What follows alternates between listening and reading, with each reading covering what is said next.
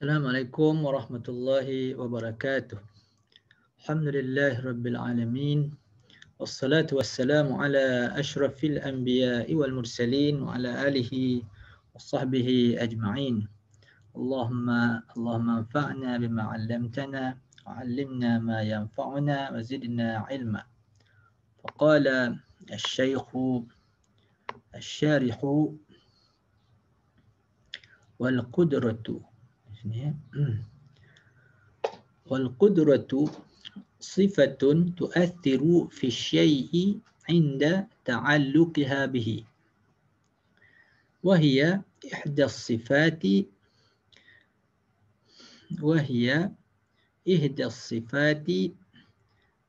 الثمانية القديمة الثابتة عند أهل السنة، التي هي صفات الذات القديم المقدس، وهو سبحانه وتعالى بعباده جمع عبد، وهو كما قال في المحكم الإنسان حرا كان أو رقيقا، وهو كما قال في المحكم الإنسان حرا كان أو رقيقا.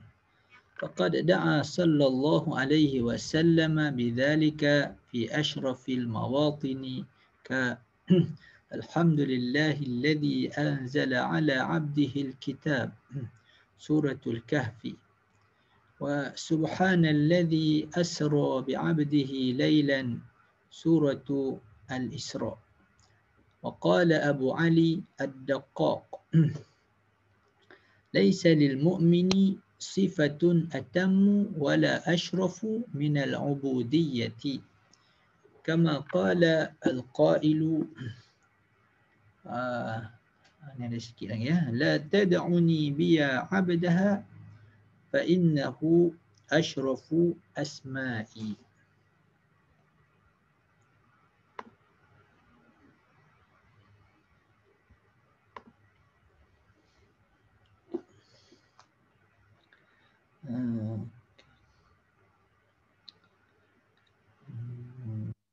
Baik, jadi di sini disebut tentang wal qudratu. Ini ambil daripada mana ni? Wal qudratu.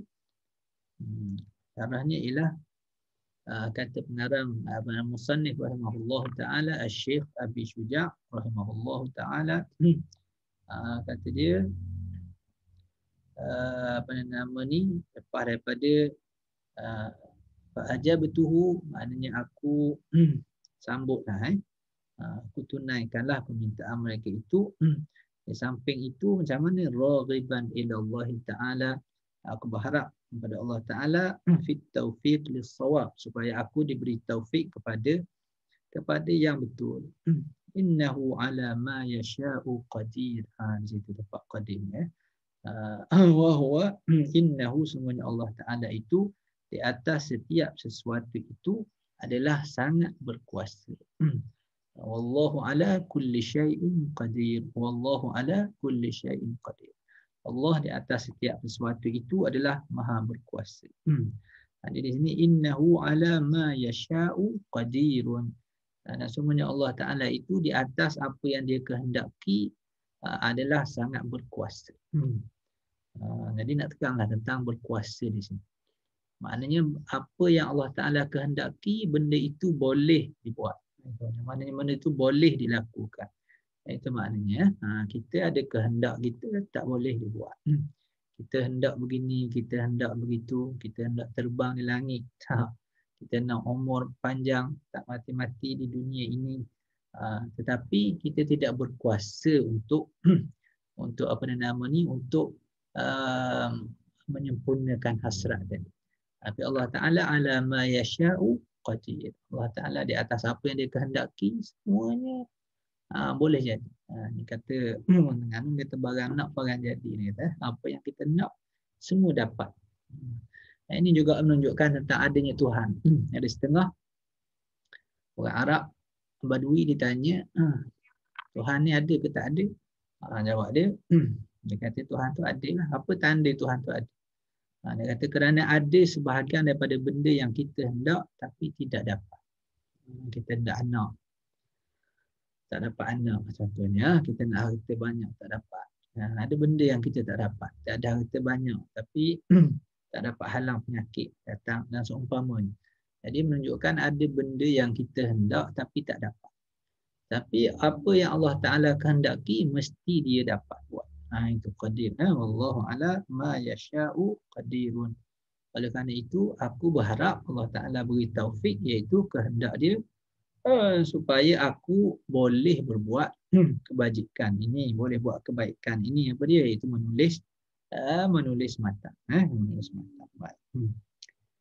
Dia kata dia wal qudratu, kata Syekh Syrbini, wal qudratu, jadi qadir. Qadir maknanya yang maha berkuasa. Jadi yang kata qadir itu mestilah dia itu suatu zat yang ada sifat kudrat. Itu maknanya. Tidak dikatakan qadir melainkan orang yang mempunyai sifat kudrat. Itu maknanya qadirun.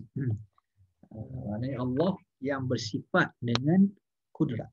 Bersifat dengan kudrat. Wal qudratu, ni sifat pada Allah Ta'ala, berkuasa Allah Ta'ala.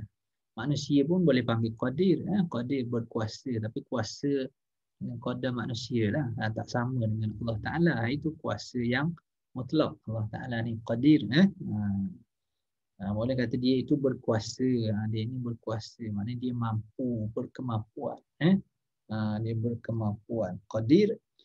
Jadi asalnya qadir. Bermakna qadir. Qadir makna fa'il. Wazannya fa'ilun. Bermakna ismul fa'il. Macam rahimun. Makna ismul fa'il. Iaitu qadirun. Itu yang berkuasa. Wal qudratu sifatun tu'athiru fi syai'i inda ta'alluqiha bihi. Jadi ini masuk ke bahasan ilmu apa ni? Ilmu sifat 20 lah ni. Ilmu usuluddin. Usuluddin. Walaupun kitab ni kitab fiqh lah. Tapi ada sikit-sikit tu dia pun masuk. Jadi sifat tu'athir, iaitu sifat Allah Ta'ala yang memberi kesan kepada sesuatu ketika bersangkut paut. Ketika bersangkut pautnya bertakluk. Ketika bersangkut pautnya inda ta'alluqiha, ketika bersangkut pautnya akan sifat yang qadim itu bihi, dengan sesuatu itu. Ini sesuatu yang baru lah, maknanya sesuatu yang makhluk. Maknanya sifat yang memberi kesan, sifat qadim, tetapi memberi kesan kepada makhluk, pada benda yang baru. Istilah ilmu usuluddin tu, benda yang baru tu maknanya lawan daripada qadim. Lawan qadim lawannya hadith. Jadi makna apa yang baru tu bukan baru tadi, bukan. Makna yang baru itu ialah nama dia itu berhajat kepada yang menjadikan dia. Makna makhluk lah. Makhluk. Bukan baru dengan lama tu. Itu dari segi bahasa saja. Qadim dengan makna bahasa. Tapi ni qadim dengan makna istilah usuluddin. Qadim itu maknanya ialah yang tidak ada menjadikan dia. Dia buat apa nama ni? Qadim. Allah Ta'ala itu qadim. Tidak ada yang menjadikan Allah Ta'ala. Allah Ta'ala itu sedia. Maknanya tak ada orang buat. Tak ada orang buat. Dia itu ada. Bila dia ada? Bila dia ada? Dia ada daripada asal. Pernahkah dia tidak ada? Tak ada. Dia ada daripada asal. Kita panggil qadim. Kita asalnya tak ada. Kemudian dilahirkan. Dunia ini, muka bumi, angkasa bersama sekali asalnya tidak ada. Kemudian diadakan.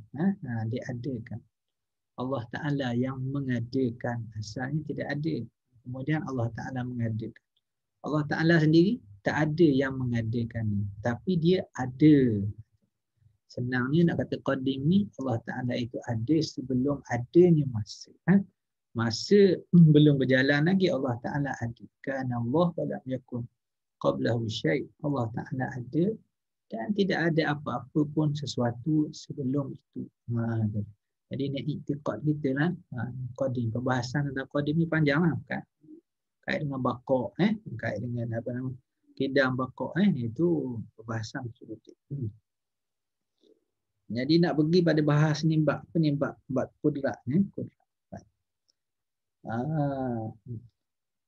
Jadi umumnya ialah Allah Ta'ala bersifat dengan segala sifat kesempurnaan. Semua sifat kesempurnaan adalah sifat bagi Allah Ta'ala.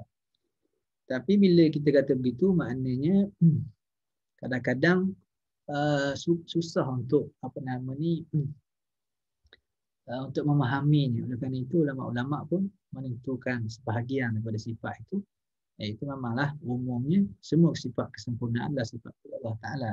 Semua sifat kekurangan adalah mustahil bagi Allah Subhanahu Wa Ta'ala. Tapi yang dibilang, ni yang dibilang, ada bilang 20, ada bilang 13, ada bilang. Baik. Jadi sifat kudrat ini dia ada ta'alluq. Jadi ada sifat tidak berta'alluq. Sifat yang berta'alluq ni ialah sifat ma'ani. Sifat ma'ani. Sifat ma'ani dia berta'alluq. Ada 7 sifat ma'ani dia berta'alluq. Satu saja yang tidak berta'alluq dengan sifat ma'ani iaitu sifat hayat yang tidak berta'alluq. Makna apa maksud ta'alluq tu? Ta'alluq ni istilah dia ialah talabu as-sifatu amran zaidan ala qiyamihi bidzati. Kita kata menuntut oleh akan sesuatu sifat yang berta'alluq itu satu urusan yang lebih daripada sekadar berdiri pada zat. Kadar berdiri pada zat itu maknanya ada pada zat. Susah itu. Terang kan maknanya sifat ma'ani ni kita panggil sifat wujudiyah, ataupun sifat thubutiyah, sifat maknanya yang ada pada zat Allah Ta'ala. Sekira-kira kata ulama usuluddin, maknanya sekira-kira kalau dia buka hijab, maka kita dapat melihat sifat ini pada zat Allah Subhanahu Wa Ta'ala. Jadi sifat itu dia ada satu sifat yang sampai ke tangga wujud, wujud. Ada sifat yang dapat dipaham saja, yang kita panggil amrun iktibariyun. Ada sifat wujudiyah, ada amrun iktibariyun. Kemudian adalah di kalangan ulama kata ada pertengahan antara yang yang wujudiyah dengan yang amrun iktibari. Itu dipanggil hal, itu yang ada khilaf lah. Jadi yang masyhurnya ada 2 sajalah. Yang pakai jumhurnya ialah satu sifat wujudiyah. Itu sekiranya kita dibuang dibuang hijab, maka kita dapat melihat ataupun dapat dikenal dengan panca indera. Satu lagi sifat yang dipaham saja. Jadi sifat salbiyah itu, sifat nafsiyah itu sifat yang dipaham saja. Sifat ma'ani ini sifat yang mana? Sifat yang sehingga dapat dilihat. Bila dapat dilihat itu dapat dilihat apabila dihilangkan hijab. Bila sampai di akhirat. Itu makna dia. Itu makna sifat wujudiyah. Jadi sifat kudrat ini pada Allah Ta'ala ada pada zat Allah Ta'ala. Yang berdiri pada zat Allah Ta'ala itu maknanya yang ada pada zat Allah Subhanahu Wa Ta'ala. Panjang juga ni kalau bahas betul dia, tapi masuk dalam kelas penting nanti zat dengan sifat tu beza dengan sifat. Jadi zat dengan sifat. Jadi ni sifat ni kita nak pergi pada sifat kudrat, sifat kudrat. Jadi sifat kudrat ni kata dia jenis sifat yang macam mana? Yang jenis memberi kesan, ta'thir, ta'alluq. Yang berta'alluq. Dia sifat kudrat ni sifat yang qadim. Tetapi dia ada sangkut paut dengan benda-benda yang tidak qadim. Apa benda tidak qadim tu? Benda makhluk ni lah. Allah Ta'ala tu qadim, tetapi sifat yang qadim itu dia ada sangkut paut dengan perkara yang baru berlaku. Perkara yang baru berlaku di dunia ini, perkara-perkara yang kait dengan makhluk, penciptaan makhluk, penciptaan kita dan seumpamanya ada kaitan apa sangkut paut tu, bagi sangkut paut. Jadi sangkut paut tu dalam bentuk yang macam mana? Salah satu padanya ialah sangkut paut yang bentuknya memberi kesan, memberi kesan. Itu dipanggil ta'alluq ta'thir, ta'thir. Jadi sifat apa yang memberi kesan itu? Itu antaranya adalah sifat kudrat dan juga sifat iradah. Iradah dan juga kudrat. Kudrat ni dia ta'thir, memberi kesan dari segi dari segi mengada dan juga meniadakan. Dari segi mengada dan juga meniadakan. Al-ijad wal-i'dam. Allah Ta'ala nak bagi ada, nak bagi jadi atau tak jadi. Sifat iradat pula ialah takdir juga. Tetapi dari segi mana tu kaitan dia dengan makhluk ni? Itu dari segi takhsis, ya, takhsis, menentukan sifat panjang pendek, tahun bila dan seumpama. Katakanlah kehendak Allah Ta'ala untuk menjadikan manusia, jadikan seorang sipulan. Katakanlah nak jadikan apa nama ni Umar, jadikan Umar. Jadi Umar ni dia nak jadikan bila? Dia nak jadikan satu makhluk, makhluk itu manusia. Nak jadikan satu makhluk. Ini makhluk apa? Makhluk banyak, boleh jadi manusia, boleh jadi binatang, boleh jadi pokok, boleh. Dia nak tentukan nak jadi manusia. Itu panggil tentu. Dia jadi manusia ni bila dia nak dilahirkan, dia tentu. Dia tentukan. Jadi dari segi boleh menentu, dia boleh menentulah. Tapi bila dia menentu itu, dia tentu daripada qadim lagi, dah ditentukan. Itu dipanggil ta'alluq tanjizi qadim. Dia tentu. Dia penentuan dia dah ditentu dia. Kemudian bila apa nama ni dia jadi lelaki, itu maknanya iradat. Kemudian dia bila masa dia, kemudian berapa umur dia, berapa tinggi dia, berapa apa nama ni lebar dia, lebar banyak mana dan seumpamanya, itu detail dia itu apa nama ni dipanggil ta'alluq takhsis tadi, takhsis. Dia menentukan spesifikasi dari kita, aspek ni, aspek manusia ni dia nak macam mana, tahan mana, umur ala mana dan seumpamanya. Itu makna dia. Kemudian bila sampai dah masa dia, dia kata ni nak lahir tahun 70, tahun 70, tahun 80. Maka bila tahun 80 itu, maka dijadikan dia. Jadi janin itu hidup. Dijadikan. Itu dipanggil mengadakan, betul mengadakan. Itu dengan membuat ni, Itu mengadakan itu dengan sifat kudrat. Menentu tadi, itu dipanggil penentuan itu dalam bentuk sifat iradat. Jadi dari segi susunannya iradat dahululah, kemudian kudrat. Tapi susunan begitu dipanggil susunan akli, ya. Susunan apa? Susunan dari segi akal lah, susunan dari segi akal. Dari segi hakikatnya sifat Allah Ta'ala semuanya qadim. Jadi kita tak boleh kata apa nama ni mesti iradat dahulu kemudian kudrat. Tidak, kita tak ikut sunnah. Itulah sunnah untuk memudahkan kita faham sajalah, memudahkan kita faham. Jadi pergi pada sifat kudrat itu ialah sifat yang memberi kesan pada sesuatu ketika bersangkut paut akan sifat itu dengan sesuatu itu.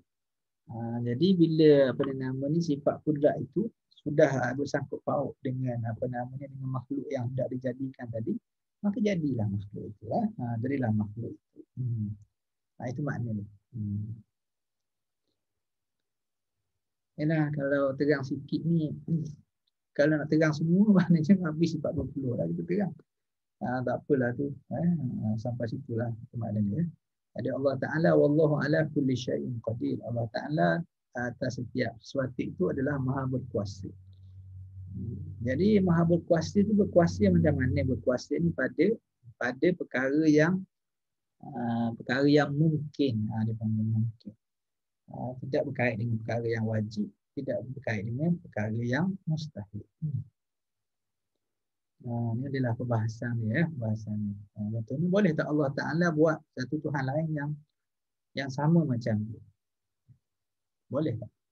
Allah Ta'ala berkuasa atas sesuatu, boleh tak dia berkuasa tak buat Tuhan yang lain? Ataupun dia berkuasa tak menjadikan Nabi Isa itu sebagai Tuhan juga? Maka jawab di sudut ini, sesungguhnya kudrat itu bertakluk dengan perkara yang mungkin. Ada pun perkara apa namanya menjadikan Tuhan yang lain itu perkara mustahil, maka dia tidak bertakluk dengan perkara yang mustahil. Begitu menjadikan apa namanya Tuhan yang lain tak boleh lah. Kalau ada Tuhan yang lain jadi ada dua Tuhan, itu perkara mustahil. Jadi perkara kudrat ini dia tidak berkait dengan zat Allah Ta'ala, tidak berkait dengan zat Allah Ta'ala, tapi berkait dengan makhluk. Berkait dengan makhluk Allah Ta'ala. Tak sempat tengok panjang lah tu. Itu tengok dalam kitab Usuluddin atau bahasan di sana. Wahia ihdas sifati al-thamaniyati al-qadimati al-thabitati inda ahli sunnati. Dan dia adalah merupakan salah satu daripada sifat yang 8 yang qadim. Qadim maksudnya sifat Tuhan itu sifat yang qadim lah. Dari zatnya yang qadim dan sifatnya juga qadim. Al-thabitah. Al-thabitah makna al-thubutiyah tadilah al-wujudiyah. Al-thabitah. Yang ada pada zat Allah Ta'ala. Sifat tu ada 8. Inda ahli sunnah ada 8. Jadi dia bilang sifat ma'ani ni ada 8. Kita bilang tadi ada 7. Ada 7 sifat ma'ani, ada 7. Ada sifat nafsiyah, ada sifat salbiyah, ada sifat ma'ani dan ada juga sifat maknawiyah. Ada sifat maknawiyah. Jadi yang masyhurnya ialah sifat 20 lah. Yang rajihnya ialah 13. 13. Kemudian ada lagi khilaf. Khilaf antara Asy'ariyah dengan Maturidiyah. Baik. Jadi di sini dia bilang 8. Bilang 8 sifat. Sifat apa? Sifat ma'ani. Sifat ma'ani itu ialah wujud, qidam, baqa. Kudrat yang kudrat, iradat, ilmu, hayat, sama, basar, kalam. Itu 7. Itu 7 sifat ma'ani. Jadi dia bilang 8. Jadi dalam kitab Al-Bujairimi, Hasyiah Al-Bujairimi, dia kata kerana ada juga sebahagian para ulama Usuluddin membilang baqa. Al-baqa'u min sifatil ma'ani. Kekal itu daripada sifat ma'ani. Tapi di dalam syarah Hasyiah Bujairimi menyatakan itu pandangan yang kurang tepatlah. Bilang baqa' masuk dalam sifat ma'ani. Kerana baqa' itulah sifat salbiyah. Itu sifat yang menafikan Allah Ta'ala akan binasa. Sifat yang menafikan Allah Ta'ala akan binasa. Maka dia adalah sifat salbiyah, bukan sifat ma'ani. Jadi dia bilang 8 tu mungkin dia bilang masuk baqa'. Dia tak bilang, dia tak sebut. Dia bilang 8 tadi. Tapi yang mungkin lagi ialah dia bilang juga sifat idrak. Jadi ini jaranglah, kita ni jarang kalau belajar sifat 20 tak adalah sifat idrak ni. Tapi ini masyhur di sisi sebahagian pada Asy'ariyah menyatakan Allah Ta'ala itu ada sifat idrak. Idrak tu maknanya mengetahui juga. Mengetahui. Tapi mengetahui yang lain daripada ilmu. Idrak. Allah Ta'ala ada sifat idrak. Kemudian kalau sifat maknawiyah dia kaunuhu mudrika. Jadi kalau kita tambah begitu maka sifat 20 tadi jadi ada sifat 22. Ada 22 sifat. Itu kurang masyhur. Mungkin dia masukkan sifat idrak lah. Dia bilang 8. Bilang 8 tu masuk sifat idrak yang dibilang oleh Syekh Al-Baqillani.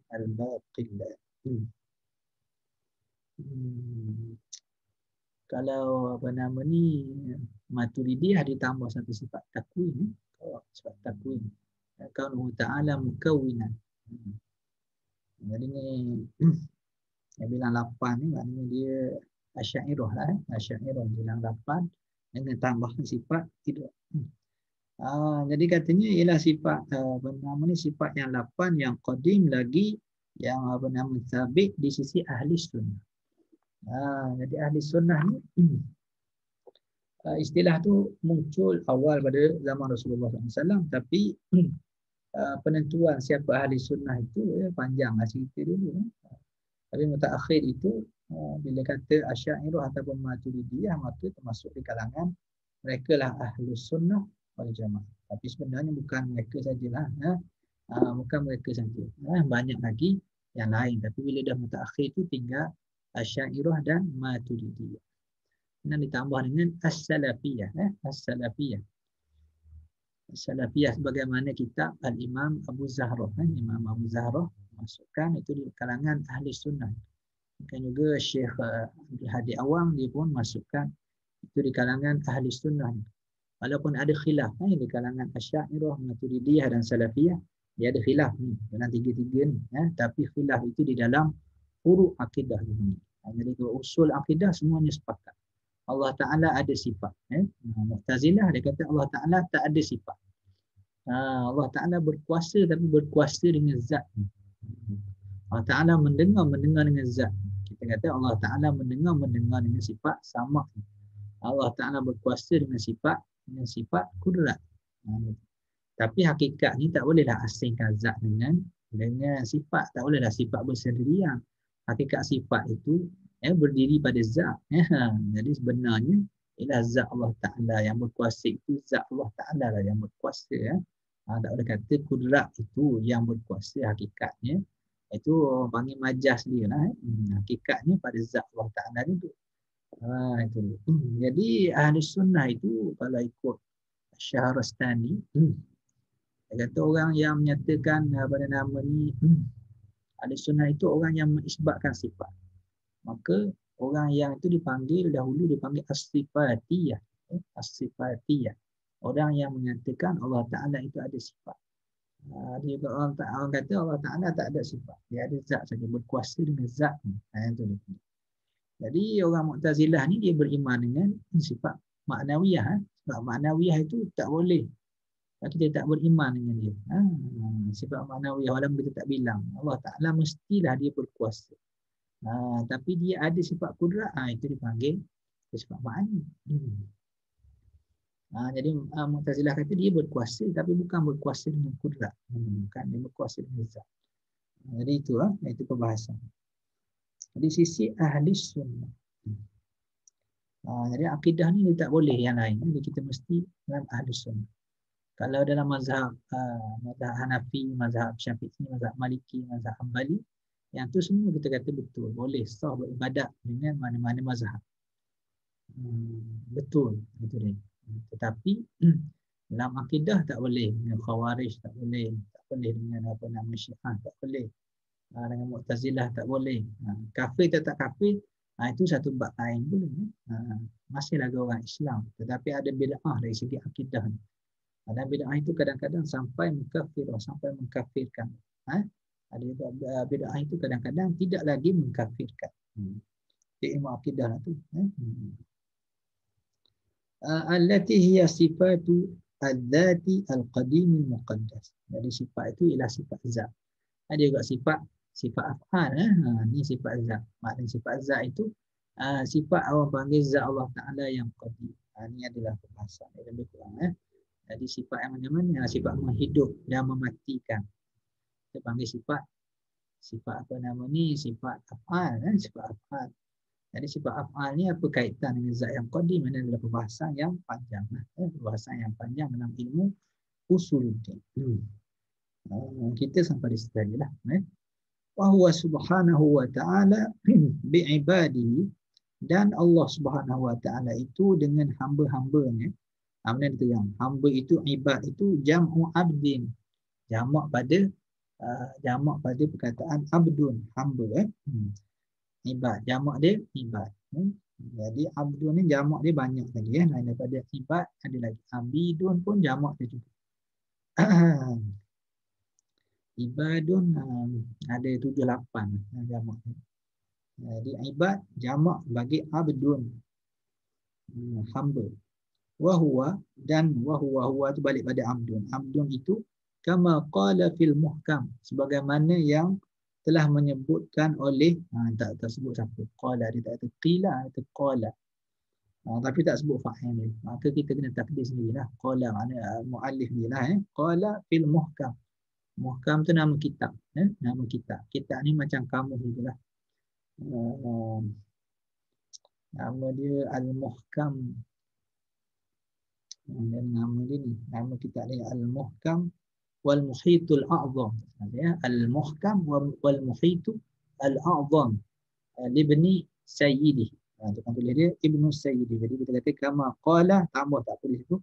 Maqala Ibnu Sayyidihi. Yang itu nama ngarang dia. Kama qala Ibnu Sayyidihi fil muhkam. Jadi fi kitabihi al-muhkam wa al-muhitu al-a'zam. al-insanu. Kata abdun ialah al-insan. Yang kata abdun itu maknanya manusia. Hurran kana aw raqiqan. Sama ada manusia yang merdeka ataupun manusia yang manusia yang hamba. Jadi hamba tu maknanya yang dimiliki oleh orang lain lah. Tapi dia kata bukan. Makna abdun tu bukan mesti hamba yang apa nama ni yang ada tuan. Bukan. Asal dia manusia saja, maka dia adalah hamba. Itu satu tafsiran. Ini Syekh Al-Khatib dia ambil apa nama ni tafsiran apa nama Ibn Sayyidih tentang abdun.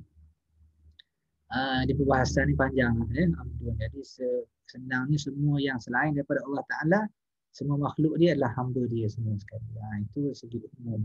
Tapi ni nak pergi pada abdun di sini, nak pergi pada manusia. Bagi manusia. Jin pun hamba Allah Ta'ala juga.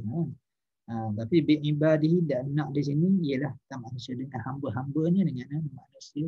Hamba-hambanya di kalangan manusia. Itu bukan hamba, maknanya hamba yang perhambaan tu bukan. Maknanya manusia, tak kira lah dia hamba atau tidak hamba, asal dia manusia. Dengan manusia itu aja. Wa huwa bi'ibadihi, yakni Allah Ta'ala itu dengan manusia itu dia. Wa huwa bi'ibadihi latifun khabir. Gitu Faqad da'a, kita tak panjangkanlah abdun. Abdun tu maknanya dia kata abdun tu maknanya manusia. Faqad da'a sallallahu alaihi wasallam. Ini faqad da'a ini Muhammadan. Faqad da'a nabiyahu sallallahu alaihi wasallam. Jadi sallallahu alaihi wasallam ni jadi apa nama ni? Maf'ul bih lah ni. Maf'ul bih tapi dalam bentuk ayat. Maknanya naik pada maf'ul bih lah. Naik pada maf'ul bih. Sebenarnya balik pada Nabi sallallahu alaihi wasallam. Faqad da'a an-nabiyya sallallahu alaihi wasallam. Itu. Sesungguhnya Allah telah memanggil nabinya sallallahu alaihi wasallam bidzalika. Faqad da'a itu siapa? Domain mustatir. Fa'il domain mustatir balik pada Allah Taala. Faqad da'a. Sesungguhnya Allah telah memanggil akan hamba-Nya sallallahu akan nabinya sallallahu alaihi wasallam bidzalika, dengan yang demikian itu. Demikian tu apa, balik pada abdun. Dipanggil Nabi Muhammad itu sebagai hamba, abdun abdun fi asyrafil mawatin, pada tempat yang paling mulia. Maknanya tempat yang paling hebat lah. Maknanya ketika peristiwa-peristiwa besar, maka dipanggil Nabi Muhammad itu sebagai hamba. Jadi menunjukkan hamba itu, panggil abdun itu kedudukan yang paling tinggi. Itu maknanya kedudukan hamba itu sebagai yang paling tinggi. Jadi kita kedudukan paling tinggi apa dia? Kalau pangkat ada tun, ada tan sri, ada datuk. Jadi orang dah dapat tun, walaupun dia ada datuk sri, tak pakai lah, pakai tun saja. Pakai satu saja. Yang paling tinggi. Jadi nak katanya Nabi Muhammad itu dia Nabi lagi, dia Rasul lagi. Dia Habib lagi, dia Khalil lagi, tapi disebut hamba, abdi.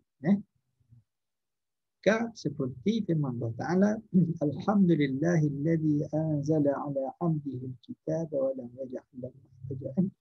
Alhamdulillah, segala puji bagi Allah Ta'ala yang menurunkan ke atas hamba-Nya akan Alkitab, yang menurunkan ke atas hamba-Nya akan kitab. Saya puji bagi Allah Ta'ala yang menurunkan ke atas hamba-Nya akan Alkitab. Jadi itu nak ala abdihi, di atas hamba-Nya. Hamba-Nya itu Nabi sallallahu alaihi wasallam. Jadi menurunkan Quran ni adalah, Quran adalah sesuatu yang hebat, diturunkan kepada orang. Jadi orang tu maknanya dia tak sebut pangkat, dia sebut hamba. Hamba itu menunjukkan abdun itu pangkat yang paling tinggi. Itu juga dalam surah Al-Isra. Subhanalladzi asra bi'abdihi lailan minal masjidil haram ila al-masjidil aqsa. Maha suci Tuhan yang menjalankan hamba-Nya pada waktu malam. Yang memperjalankan pada waktu malam dengan hamba-Nya. Hamba-Nya daripada Masjidil Haram ke Masjidil Aqsa. Dia panggil hamba. Tidak kata bi rasulihi, tidak kata bi nabiyihi.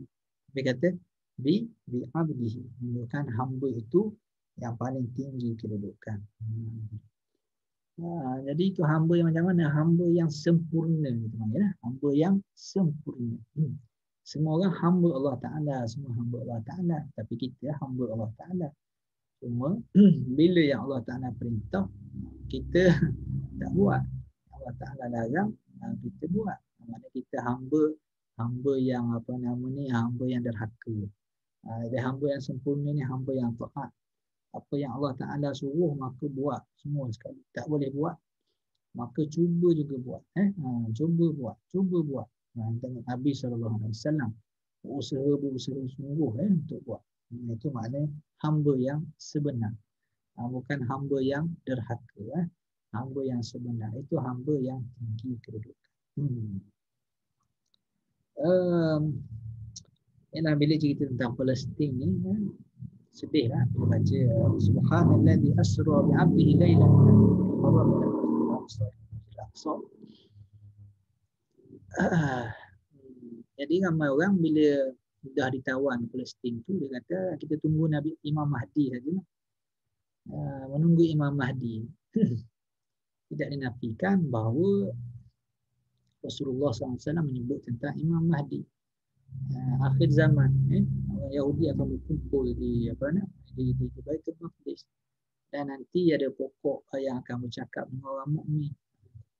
Tapi pada zaman Sayyidina Umar Al-Khattab, walaupun ada hadis itu, mereka tidak menunggu Imam Mahdi untuk membebaskan bumi Palestin.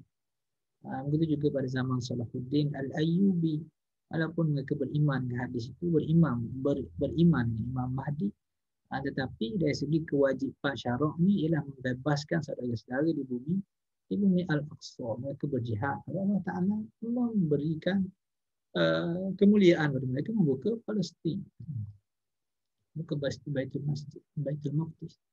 Dia mungkin orang zaman kita ni kalau ada yang jadi Salahuddin Al-Ayyubi, boleh buka dulu Baitul Maqdis. Kita tak tahu bila datang Imam Mahdi, kita tak tahu. Tapi bila datang ni adalah tanda-tanda dia. Ni kita menentukan dengan benda yang kita tak tahu. Ramai orang yang sesat dengan sebab menentukan Imam Mahdi ni banyak. Dalam sejarah yang panjang. Itu dari segi kewajipan kita lah dalam perang Palestin, perang 11 hari. Sedih lah. Lebih kurangnya maknanya kecuaian kita. Kecuaian kita. Kata apa nama ni, Ismail Haniyah. Kata kalau orang Islam kuat dalam sejarahnya, bila orang Islam kuat, maka Palestin itu, Baitul Maqdis akan berada di tangan orang Islam. Bila orang Islam lemah, maka orang-orang Islam di Baitul Maqdis keadaannya sedang dizalimi. Mudah-mudahan Allah Ta'ala memurniakan kebebasan kepada Palestin dan memberikan taufik dan hidayah kepada pemimpin-pemimpin orang Islam untuk membebaskan bumi Al-Aqsa. Dan cabarannya semakin beratlah pada akhir-akhir. Menarik juga orang Palestin ya. Orang Palestin orang hebat. Macam mana dia boleh bertahan gitu. Allah, satu mukjizat wali-wali Allah Subhanahu wa taala yang menjadi Palestin. Allah Taala menggandakan pahala mereka. Waqala Abu Ali Ad-Daqqaq. Waqala Abu Ali Ad-Daqqaq. Berkata Abu Ali Ad-Daqqaq, guru kepada Al-Imam Al-Qushairi, As-Sufi, orang Sufi. Ikut dalam apa nama ni, Abu Ali Ad-Daqqaq ada juga yang usuli ya, yang mana ni yang Sufi ya. Abu Ali Ad-Daqqaq guru kepada Al-Qushairi. Dalam kitab Bujairi menyebut, ada kata ini Abu Ali Ad-Daqqaq ni ialah As-Sufi ya. Iaitu guru kepada Imam Al-Qushairi. Al-Qushairi itu orang tasawuf. Laisa lil mu'mini sifatun atammu wa la ashrafu min al-ubudiyah. Tidak ada bagi orang mukmin itu satu sifat yang lebih sempurna dan lebih mulia daripada kehambaan, sifat kehambaan. Ini sifat abdun itu, kehambaan itulah yang paling mulia sekali, yang paling sempurna sekali, yang cantik sekali. Itu sebab Allah Ta'ala sebut nama nabinya dengan bi'abdihi. Itu sebab. Itu sebab. Dan kita pun mendengar ada penceramah yang berceramah tentang apa namanya hamba ni. Menarik juga ceramah ni. Saya tak ingat lah siapa tu, lama lah. Tapi menariklah, poin itu ada poin lah. Contohnya apa yang dikatakan hamba Allah. Hamba Allah itu adalah gelaran yang paling mulia. Orang kata engkau adalah hamba Allah. Kau Zakaria, engkau adalah hamba Allah. Kita marah tadi. Tak ada orang marah. Semua orang terima. Kau Abdullah, engkau hamba Allah. Kau Zubir, engkau hamba Allah. Tak ada marah. Kita terima hakikat ni. Hamba Allah. Tak ada orang marah. Tapi kalau kata engkau hamba dunia. Engkau hamba perempuan. Engkau hamba harta. Apa ini? Rasa terhina. Rasa terhina. Maknanya kita sandarkan nama kita sebagai hamba selain daripada Allah Ta'ala. Hina. Hamba sultan. Hamba pemerintah. Hamba ahli politik. Ni yang tertentu ni contoh. Hamba si fulan. Jatuh taraf. Hamba harta. Hamba pangkat. Kalau kata hamba Allah. Satu kelebihan. Itu cantik dia punya perbandingan. Itu yang kata Nabi Muhammad itu merupakan hamba Allah. Hamba yang macam mana? Hamba yang sempurna sangat. Hamba yang sempurna sangat sifat kehambaannya. Layak sungguh dipanggil dia sebagai hamba Allah Subhanahu wa ta'ala. Kita ni hamba dakwa-dakwa saja. Dakwa-dakwa. Ialah hakikat hamba Allah Ta'ala. Tapi dari segi kita tu mengikuti tu tidak mengikut sangat. Rasulullah SAW hamba yang sempurna. Kama qala al-qail la tad'uni illa biya abdaha fa innahu asyrafu asma'i. Janganlah engkau memanggil aku dengan melainkan dengan wahai hambanya. Di sini balik pada al-hadrah al-ilahiyah, maknanya dengan hamba Tuhan. Jangan engkau panggil aku selain daripada panggil wahai hambanya, hamba Tuhan. Fa innahu asyrafu asma'i. Semuanya hamba Tuhan itu merupakan namaku yang paling mulia. Kalau panggil aku hamba lain, jangan. Rosak tak cantik. Makna dia pun tak cantik. Okey, jadi sampai di situ dahulu untuk pada kali ini. Allahumma anfa'na bil ilmi wa jammilna bil afiyah. Allahumma apa doa ni? Doa Syekh apa nama ni? Syekh kita ni itu Syekh Pombeng Syekh Abdul Rahman Syekh Guru Haji Abdul Rahman Fatwani Pombeng. Jadi doa ini juga diajar oleh Syekh Tirmizi Taha. Syekh Tirmizi Taha Ustaz Talaqi Batu Rakit. Jadi bagi tahu ni untuk guru dia, saya belajar tak belajar banyak lah dengan Syekh apa nama Abdul Rahman Al-Fatah ni. Masa tu kita budak-budak lagi, bahasa Arab pun tak tahu ke mana lagi. Tapi dia mengajar kita Iqna', dia mengajar kita Syekh apa nama ni Abdul Rahman Al-Fatah ni.